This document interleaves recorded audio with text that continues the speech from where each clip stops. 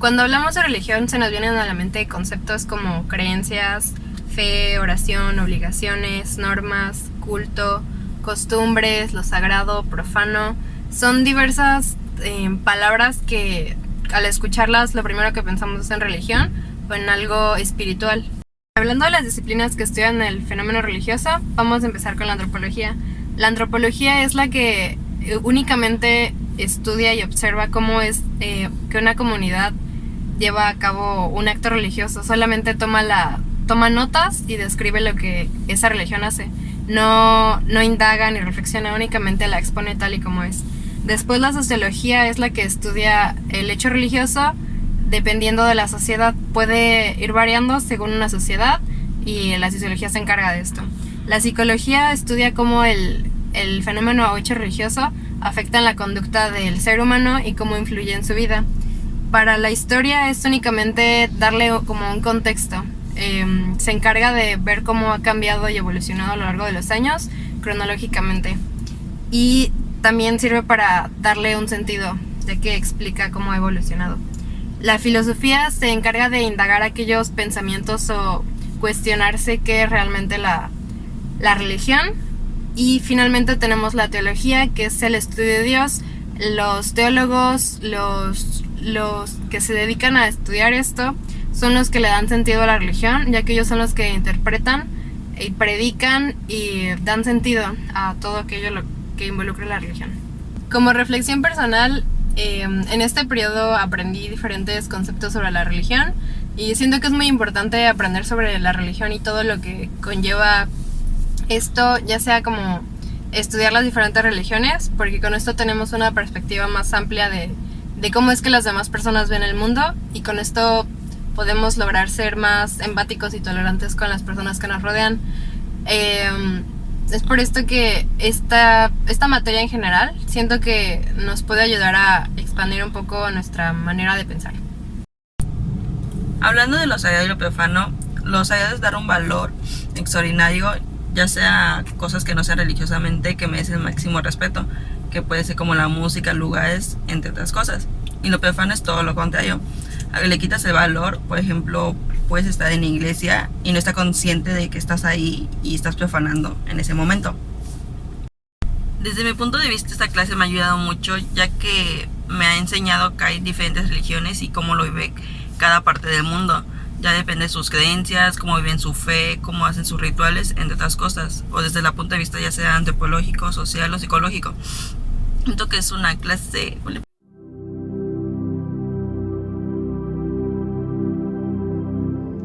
¿Qué es el misterio ante la religión y ante Dios? ¿Y qué actitudes tiene el hombre ante ello? El misterio en la religión son fenómenos sobrenaturales asociados con una divinidad o también con una ideología religiosa en este caso.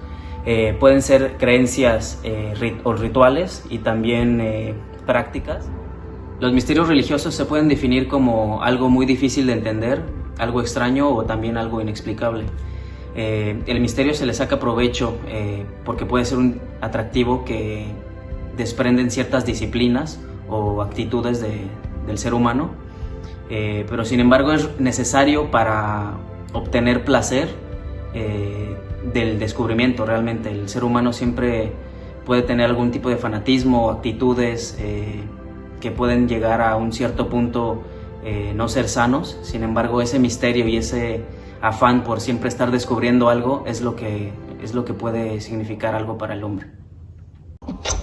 ¿Qué es el método fenomenológico? Este método fenomenológico fue propuesto por Edmund Husserl y tiene como objetivo examinar la lista de contenidos que tienes en tu conciencia y ver si esa lista de contenidos es verídica, real, mitos, creencias, falsa, y tiene como objetivo igual descubrir, descifrar o analizar el sentido que una persona tiene cuando implica diferentes acciones. Cuando una persona participa en una situación determinada, se le denomina fenómeno, ocurre un fenómeno, y a través de la participación que esta persona realiza puede ser un fenómeno positivo o un fenómeno negativo.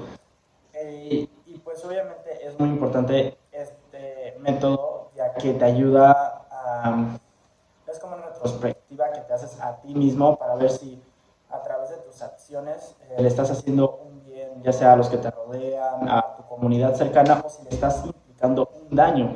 Y es por eso que tienes que ver si todo lo que tienes o crees en tu conciencia crees de que es positivo, o sea, verídico, mejor dicho, para que así puedas aportar algo positivo, ya que si eres pura, o sea, si tu contenido es totalmente incierto, totalmente inválido, y se lo estás haciendo, o sea, si se lo estás haciendo llegar a un tipo de personas, pues obviamente ese tipo de personas pues, va a terminar en informaciones falsas y cosas que van a lastimar a tus, con los que te rodean o a tu misma comunidad. Voy a hablar de qué es comunidad y su importancia. Bueno, ¿la comunidad qué es? Bueno, la comunidad es el conjunto de individuos que comparten elementos en común, ya sea idioma, costumbres, religiones, ubicación geográfica o su misma visión del mundo u objetivos. Existen diversas comunidades, ya sean económicas, pueden ser como el Mercosur, es una comunidad económica. También tenemos, gracias al Internet, comunidades virtuales, que es lo que más ha estado en tendencia debido al avance de la tecnología y el Internet.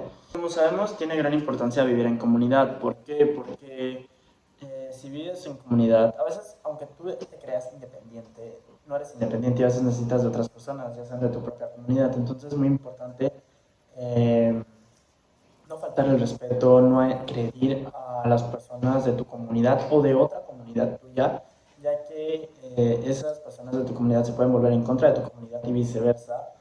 O para evitar igual las agresiones entre unas y otras, es mejor tener un vínculo estrecho y saber, bueno, yo soy de esta comunidad, voy a respetar esta comunidad porque es la mía. Igual necesitas muchas veces comunicar diversos temas, diversos problemas, y esa comunidad tuya te puede ayudar a ti, ya que pues tienen mismos gustos, tienen mismas creencias, mismas ideologías, mismo idioma, pero sin agredir a otras comunidades. Es decir, no sé, yo puedo estar en una comunidad que sea La Salle, que es mi universidad, pero no por estar ahí en La Salle quiere decir que yo voy a estar insultando, no sé,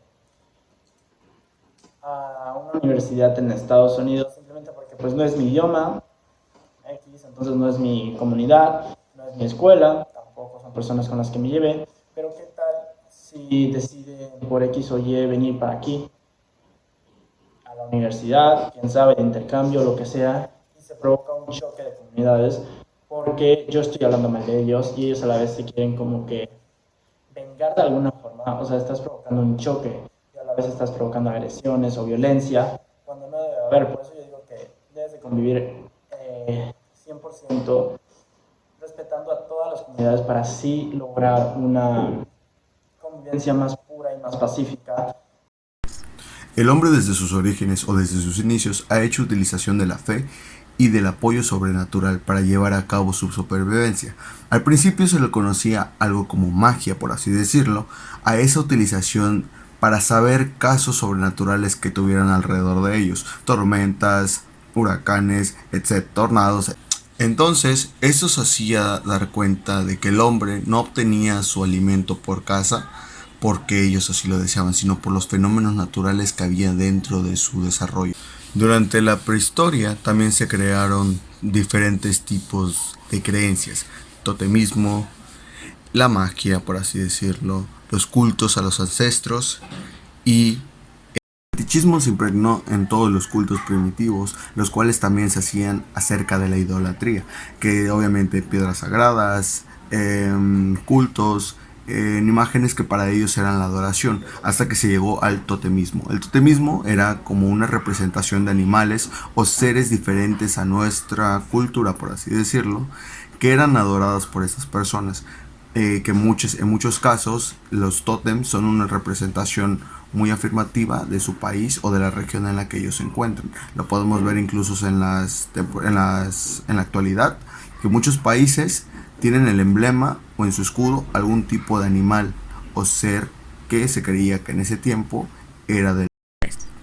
Hasta este punto llegamos al culto doméstico o al culto a los antepasados, que durante tiempos antiguos se creía tenían una nueva existencia, las cuales desde ese punto en el que ellos existían podían hacer o podrían influir en la vida de los vivos de gran manera o de buena manera, incluso pidiéndole algún tipo de favor. Eso también ayudaba a que los ancestros cuidaban de la lealtad familiar, del linaje de la familia y, por qué no, también hablar un poco acerca del crecimiento de esta misma. Y este punto nos lleva al último punto, que es la muerte. La muerte las vemos de dos formas diferentes, desde los ancestros y del acabar con nuestra vida. Los ancestros siguen viviendo con nosotros de una forma existencial y diferente a la que ellas tenían, y la muerte, que es la existencia o la pérdida completamente de la persona, que no se les recuerda y que pues de alguna forma no es indiferente al tipo de cultura. Con esto igual llegamos a nuestra conclusión, que la conclusión para nosotros es muy importante debido a que no solamente tenemos como que los valores que se nos ha impuesto solamente por la religión, por las iglesias o por etcétera de cuestiones, sino que también nosotros desde nuestra perspectiva tenemos un punto de vista diferente a lo que las demás personas pueden creer.